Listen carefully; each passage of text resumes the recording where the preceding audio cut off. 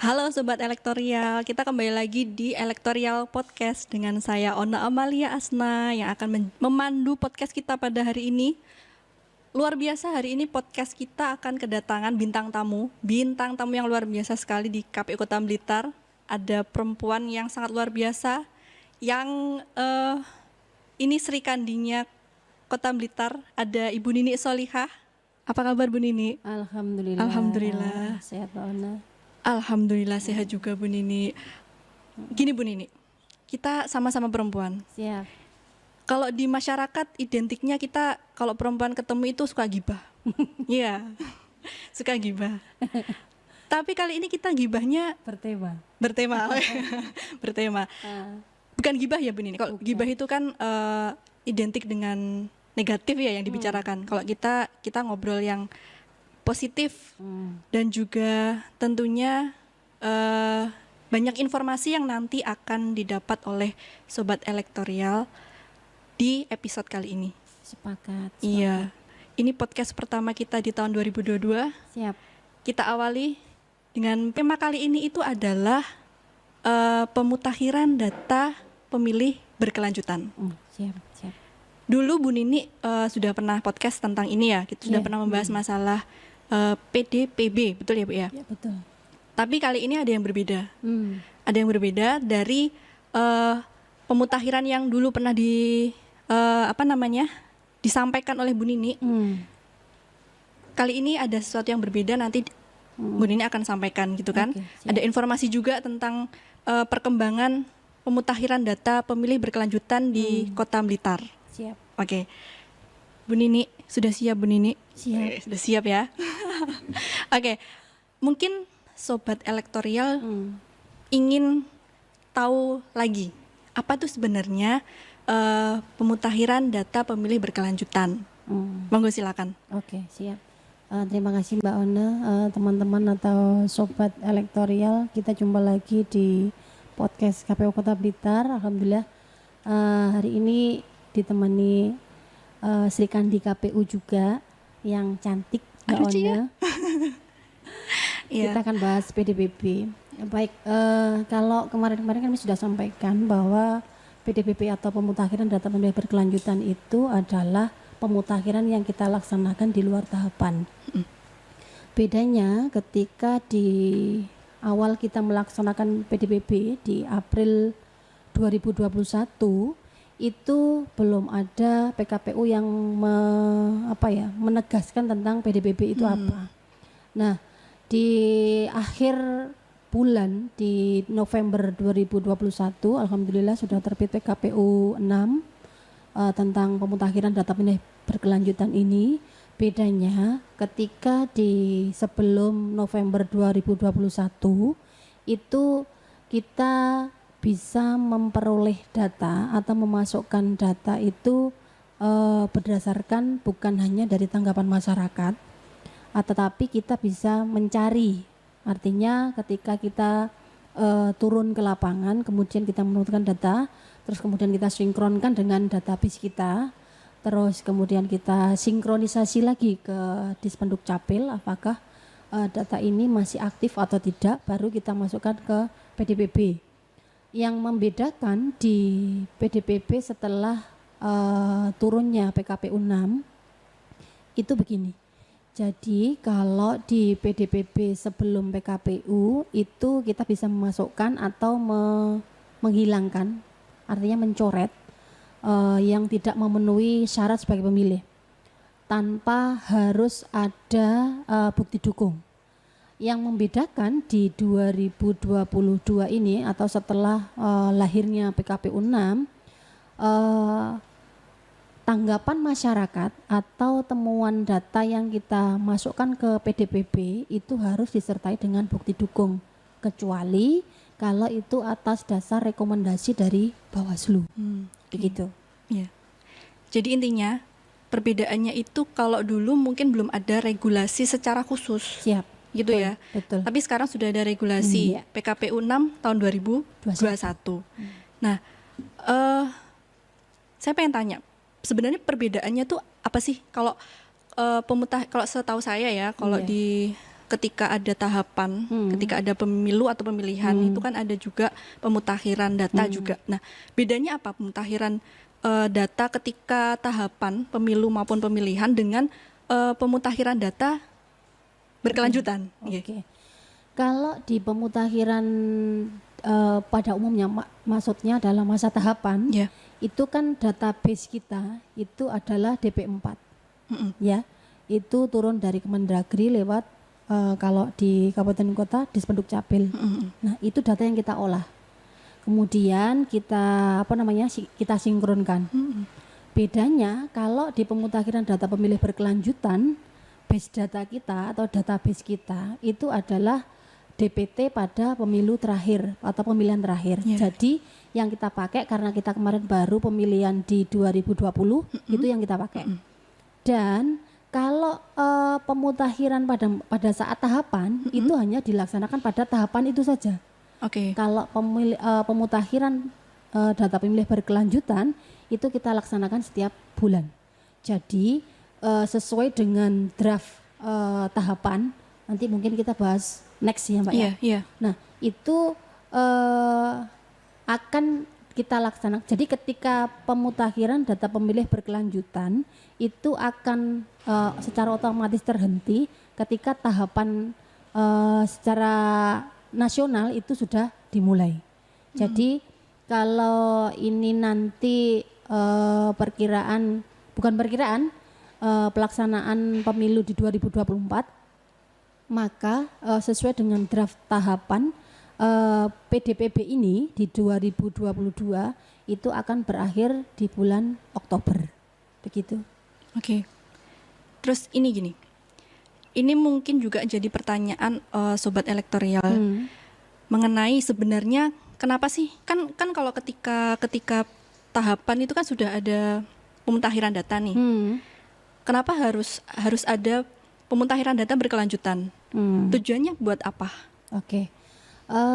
Tujuan daripada pemutakhiran data pemilih berkelanjutan ini, kita ingin memutakhirkan data kita itu sesuai dengan bulan berjalan.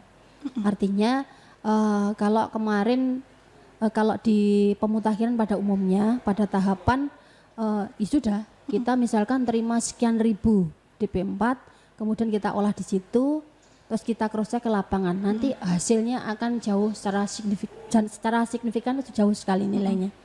Akan tetapi ketika ada pemutakhiran data pemilih berkelanjutan, setidaknya nanti katakanlah bulan November kita terima DP4 dari Kemendagri lewat Dukcapil, kita sinkronkan dengan hasil PDPB kita. Jadi hasil pemutakhiran data pemilih berkelanjutan, kita sudah punya base data yang kemungkinan data itu masih muncul nanti turun atau di DP4. Nah, itu tinggal kita kalau yang TMS berarti kita tinggal menghilangkan saja. Kalau pemilih baru yang belum masuk kita tinggal masukkan saja. Akan tetapi ini tetap nanti ada yang namanya proses coklit. Begitu. Intinya ini juga memudahkan juga untuk KPU tersendiri ya. Untuk mengupgrade data. Jadi ketika nanti sudah pemilu maupun pemilihan dilaksanakan, kita sudah punya data yang terupdate gitu ya. Iya, betul. Terus gini, pasti KPU ketika mengupdate data dengan pemutakhiran data ini kan pasti juga butuh yang namanya kolega atau apa ya istilahnya. Pasti butuh bantuan dari betul. Mungkin stakeholder atau KPU ini sebenarnya untuk pemutakhiran data berkelanjutan itu sebenarnya membutuhkan instansi atau lembaga atau apalah itu ya. Baik, untuk kerjasama ya dengan stakeholder atau dengan pihak lain, yang jelas ada teman kita dari Bawaslu yang akan melaksanakan pengawasan secara melekat untuk kegiatan pemutakhiran data pemilih berkelanjutan. Yang kedua, setiap bulan kita pasti akan melakukan sinkronisasi data. Jadi setiap kali kami dapat ataupun kami menemukan itu tidak serta-merta kemudian kita upload, dimasukkan atau dicoret begitu saja, tetapi kita sinkronkan dulu ke Dispenduk Capil.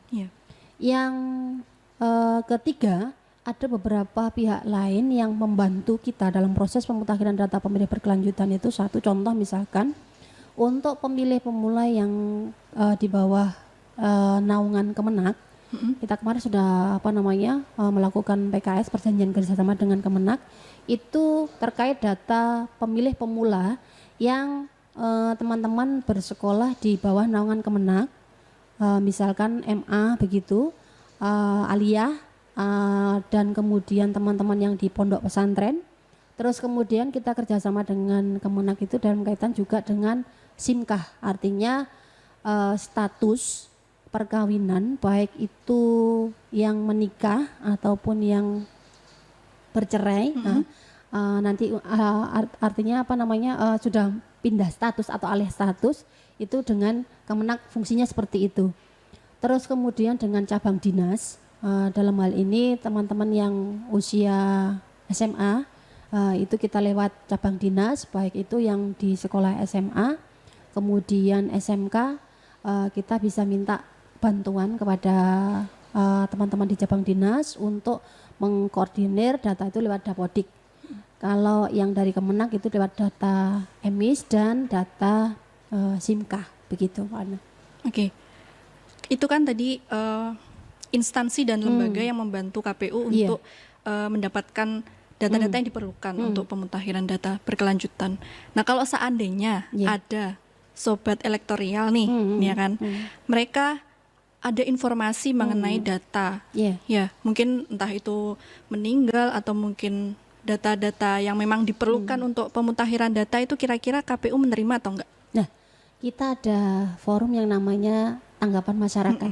Itu bisa diakses secara online di website KPU, atau bisa langsung hadir ke KPU. Nah, di situ masyarakat bisa memberikan tanggapannya terkait yaitu tadi data, artinya penambahan pemilih baru ataupun yang mengurangi, tidak memenuhi syarat.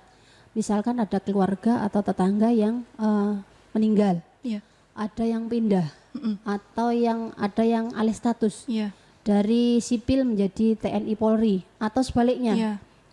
Tetangga saya ada yang sudah, atau keluarga saya ada yang sudah purna, maka dari TNI atau Polri menjadi masyarakat sipil, baru bisa menggunakan hak pilihnya di situ. Itu bisa dilaporkan dengan mengunjungi atau mengisi di website kami. Di situ ada tanggapan masyarakat, yang di situ nanti ada teman-teman helpdesk daripada PDBB nanti membantu untuk menginput ataupun tidak hanya melaporkan atau menambahkan dan mengurangi. Bisa jadi kita bisa mengecek data kita secara pribadi lewat lindungi hakmu kpu.go.id. Nah, itu nanti di bawah ini ya. Di bawah ini ya. Nanti kita tulis bisa, di sini ya. Bisa dicek ya, bisa dicek di situ, dan ini bisa dimanapun dan kapanpun penjenengan ngecek itu. Gitu. Oke. Berarti intinya sobat elektoral bisa ya, kalau seandainya punya informasi data juga, KPU juga menerima. Dengan cara tadi yang sudah disebutkan oleh Bu Nini, bisa langsung datang ke KPU ada helpdesk-nya juga gitu kan. Terus juga nanti kalau seandainya sobat elektoral juga perlu data, bisa datang ke sini langsung atau bisa cek di websitenya kita ya. Nanti kita cantumkan lah ya websitenya kita tuh di KPU Kota Blitar apa. Oke, Bu Nini. Tentunya kalau semisal pemutakhiran data berkelanjutan ini itu kan pasti akan menyajikan angka-angka. Nah, angka-angka itu kan apakah selalu naik atau bisa saja turun atau gimana? Ya, terima kasih Mbak Ona. Jadi kalau dilihat angkanya secara grafis itu ada naik turun.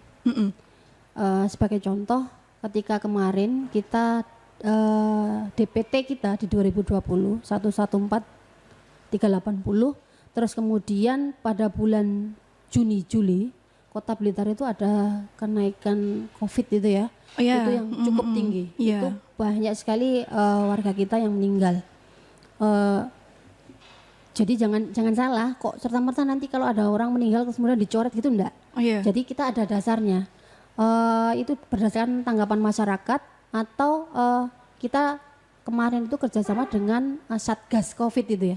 Nah itu kita minta datanya teman-teman yang sudah tidak memenuhi syarat karena meninggal itu dilampiri dengan KTPL-nya. Kemudian kita masukkan, kita sinkronkan dulu dengan database kita. Setelah kita tandai, kemudian kita sinkronkan lagi ke Dispenduk Capil. Kalau di situ sudah dinyatakan sudah memang tidak aktif, maka kita bisa mencoret. Dan ini nanti, jadi setiap berita acara atau expose data yang kita keluarkan setiap bulan itu sinkron dengan Sidaleh. Jadi sistem berarti ada sangkut pautnya aplikasi, nih dengan Sidaleh nih. Iya. Oke. Jadi update-nya lewat situ. Nah, kenaikan dan penurunan data ini bukan berdasarkan pada maunya kita. Kita mau bulan ini kita mau angka sekian, itu tidak. Jadi berdasarkan fakta, kita dapat data, kemudian kita sinkronisasi, kalau memang itu benar maka kita mengurangi atau menambah. Nah, termasuk di Januari 2022 ini, ini PDBP kita ada 113.816. Oke.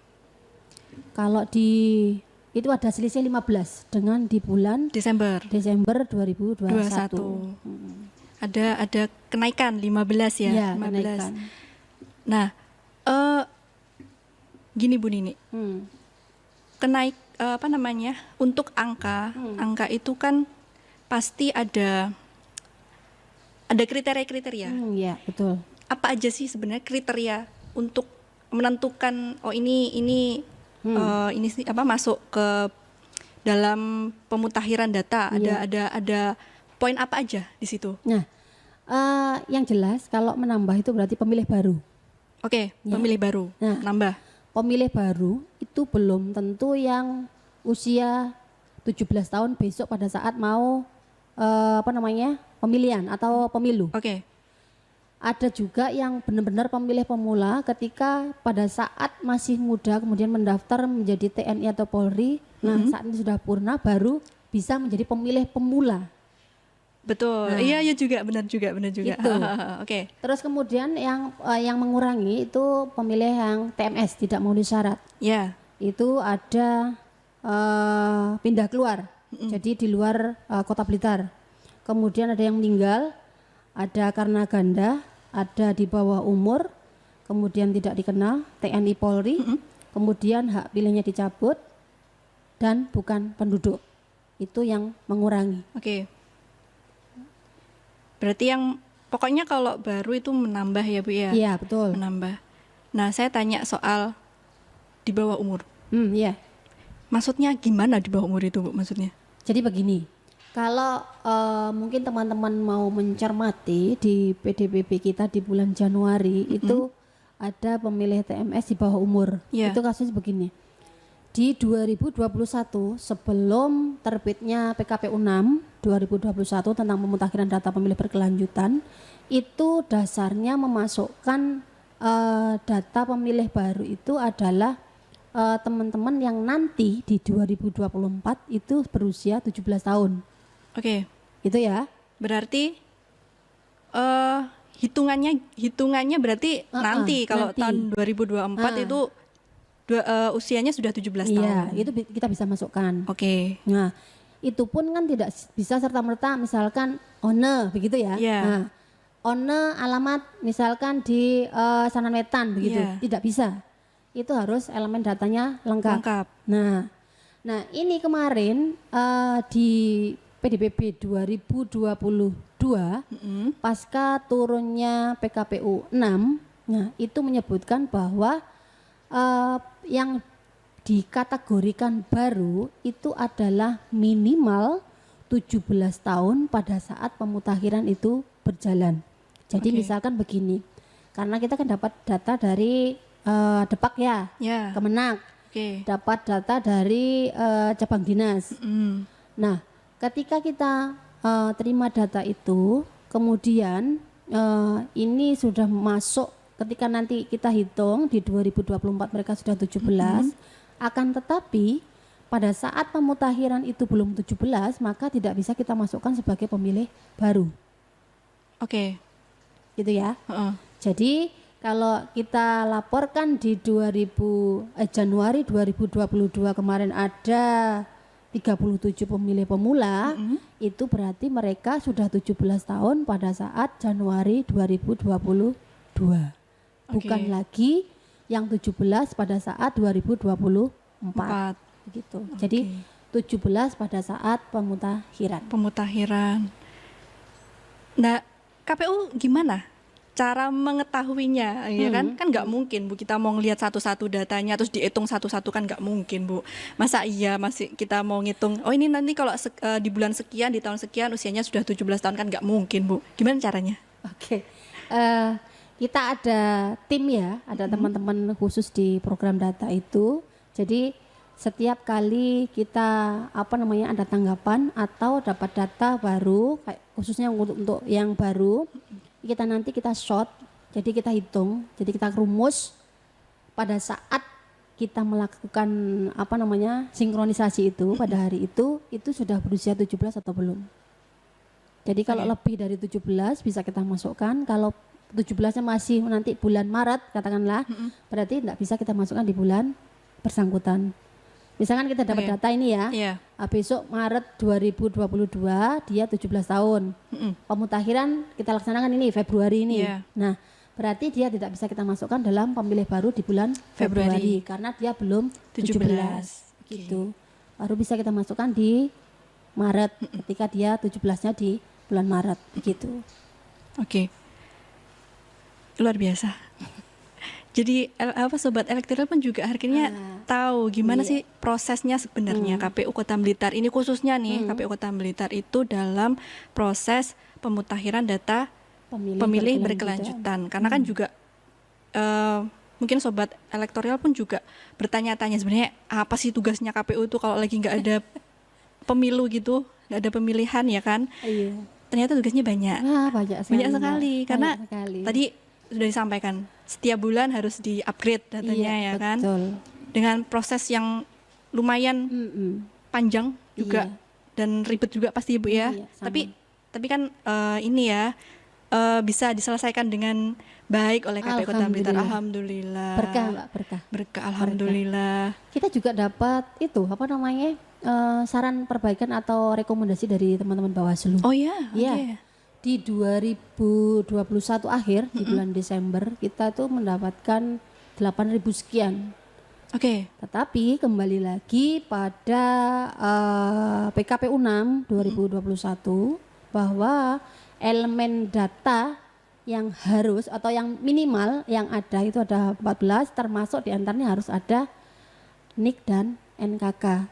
Ketika saran perbaikan atau tanggapan dari masyarakat itu tidak mencakup adanya NIK dan NKK, maka KPU juga tidak bisa mengeksekusinya. Betul. Ini yang menjadi PR buat kita gitu. Ini yang agak berat. Jadi dari 8.000 sekian kemarin itu KPU tidak bisa menindaklanjuti karena elemen datanya tidak lengkap. Kakak kembali lagi karena regulasinya juga ya Bu ya, karena kita juga ada regulasi yang mengatur. Jadi kita juga nggak bisa bisa sembarangan sembrono gitu ya, apalagi kalau data ya kan. Data itu Bu ya, masalahnya data ini kan juga sangat penting sekali kalau dalam dunia kepemiluan. Ini kalau seandainya datanya hilang terus orangnya nggak bisa nggak bisa milih kan ya susah juga ya. Betul. Nah, ada nggak sih Bu sebenarnya inovasi-inovasi yang KPU Kota Blitar buat? Mungkin khususnya kan kita bahas PDPB nih. Kira-kira ada nggak inovasi yang Bu Nini dan tim lakukan? Begini, sebenarnya kita buat aplikasi ya, tapi kita belum launching. Kita nanti nunggu Pak Ketua dulu, semacam kayak lindungi hakmu seperti itu. Nanti masyarakat Kota Blitar khususnya itu bisa mengecek apakah saya sudah terdaftar sebagai pemilih atau belum. Termasuk nanti di situ ada informasi nanti saya di TPS berapa. itu ada. Nah, karena ini juga butuh proses, kita juga mengkhawatirkan dalam tanda kutip itu adalah keamanan datanya. Iya. Karena ini adalah menyangkut data pribadi yang harus dilindungi. Oleh sebab itu sampai dengan saat ini kita pakai aplikasi punyanya KPU RI. Iya. lindungihakmu.kpu.go.id. Nanti tulis di sini ya, Bu ya. Iya, betul. Silakan nanti masing-masing ngecek. Oh Gitu iya, iya. Saya sudah masuk atau belum gitu. Bahkan di situ nanti juga bisa melaporkan kalau ada saudara tetangga kita yang sudah tidak memenuhi syarat lagi sebagai pemilih. Atau bahkan mohon maaf ini status saya kemarin saya masih lajang, sekarang sudah berdua gitu. Jadi mohon diupdate status saya biar pasangan saya juga tidak merasa bahwa saya masih single. Itu bisa gitu ya. Iya, luar biasa. Berarti ada inovasi yang dilakukan oleh KPU Kota Blitar untuk membantu masyarakat Kota Blitar mengecek datanya. Iya, sudah betul. Masukkah? Nah, Sudah sesuaikah? iya. Sudah sudah terupdate-kah? Yang sebelumnya belum menikah, sekarang sudah menikah. Nah, termutakhir. Iya, betul sekali. Nah, Bu Nini, kira-kira ada nggak informasi yang penting banget untuk sobat elektoral mengenai pemutakhiran data ini supaya sobat elektoral pun juga tambah wawasan juga, ada informasi baru dari KPU Kota Blitar, khususnya untuk PDBB. Monggo. Oke. Teman-teman atau sobat elektoral semuanya, saya mohon ini direspon dengan baik. Artinya kegiatan pemutakhiran data pemilih berkelanjutan ini sudah kita laksanakan mulai April 2021. Jadi ini akan terus kita lakukan sampai dengan tahapan pemilu atau pemilihan berlangsung. Jadi kalau besok di 2024 pemilu akan dilaksanakan, ini sekaligus juga informasi juga ya. Iya. Pemilu akan kita laksanakan di 14 Februari 2024. Jadi insya Allah nanti PDPB kita pemutakhiran data pemilih berkelanjutan kita berakhir di Oktober 2022. Oke. Selama kurun waktu dari Februari sampai dengan Oktober, bagi teman-teman semuanya yang punya informasi atau bahkan bisa mengecek datanya secara pribadi, belum terdaftar sebagai pemilih atau ada kesalahan data di situ, silakan bisa menghubungi kami atau helpdesk kami di KPU Kota Blitar, khususnya helpdesk di PDPB KPU Kota Blitar. Nanti di sini ya, di bawah ini nanti akan kami sampaikan. Dan terutama pada teman-teman pemilih pemula, kami berharap penjenengan juga bisa berperan aktif untuk ikut serta dalam mensukseskan kegiatan demokrasi di Kota Blitar ini dengan lindungi hakmu. Cek apakah penjenengan sudah termasuk atau sudah terdaftar, baik itu yang benar-benar sekarang menjadi pemilih pemula atau yang seperti yang saya sebutkan tadi. Bisa jadi pemilih pemula itu bukan 17 baru bisa memilih, tidak, tetapi ada yang sudah di atas 50 sekian atau 60 sekian baru bisa menggunakan hak pilihnya. Mungkin itu Mbak Ona yang bisa kami sampaikan. Iya, terima kasih sekali ya Bu Nini ya. Sama-sama. Ini luar biasa sekali karena informatif. Banyak informasi yang disampaikan oleh Bu Nini selaku saya tadi lupa ya nggak ngasih tahu ya, Bu Nini itu di KPU Kota Blitar itu udah komisioner. Komisioner. Divisi apa Bu? Perencanaan data dan informasi. Oke. Tadi lupa Bu, ya maaf ya Bu ya. Jadi banyak sekali informasi yang sudah disampaikan oleh Bu Nini terkait dengan data-data pemutakhiran data pemilih berkelanjutan. Siap. Gitu ya. Yang nantinya juga nanti sobat elektoral pun juga bisa ikut berpartisipasi seandainya ada data-data dari sobat elektoral ini yang mungkin belum masuk atau mungkin belum terupdate, karena semuanya sudah kita share di website kita ya Bu ya, di KPU Kota Blitar. Tentunya sobat pemilih juga bisa mengecek secara berkala, apalagi kalau PDBB ini juga setiap bulannya sudah di-upgrade gitu ya Bu ya. Oke, terima kasih Bu Nini. Itu tadi sudah luar biasa sekali. Kita mungkin Mbak Ona. nanti kita bisa sharing-sharing lagi. Siap. Ya kan, di pertemuan selanjutnya. Pertemuan selanjutnya. Siap. Nanti pasti ada informasi lagi yang lebih menarik lagi, ada tema-tema yang lebih menarik lagi tentunya. Nggak hanya PDBP saja ya Bu ya, betul. KPU Kota Blitar nggak hanya PDBP saja, banyak sekali di data pun juga nggak hanya PDBP saja, ada banyak nanti kita bisa atur lah ya nanti untuk tema selanjutnya apa. Baik, itu tadi Sobat Elektorial, ini tadi sudah dengan Bu Nini sudah sangat luar biasa sekali. Kita akan ketemu lagi di podcast selanjutnya dengan tema yang lebih menarik lagi tentunya. Jadi stay tune di YouTube kita, jangan lupa di subscribe ya Bu ya, di subscribe, di komen yang bagus-bagus ya, kemudian di like juga. Dan supaya nanti teman-teman juga bisa update dengan informasi-informasi yang KPU Kota Blitar berikan. Oke, untuk Sobat Elektorial, mungkin itu saja ya untuk hari ini. Kita ketemu lagi di podcast selanjutnya. Sampai jumpa.